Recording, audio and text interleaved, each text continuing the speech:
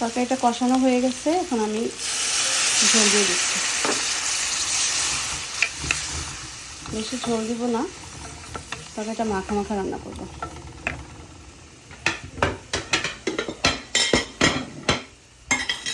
মাছটাও দিয়ে দিচ্ছি।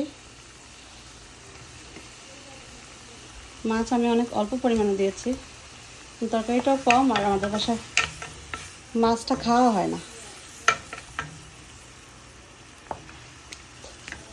এখন দিয়ে দিচ্ছি টমেটো, কাঁচা পাকা মেলানো টমেটো।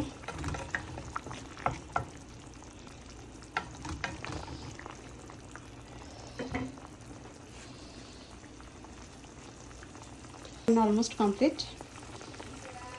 রান্নাটা কেমন হয়েছে প্লিজ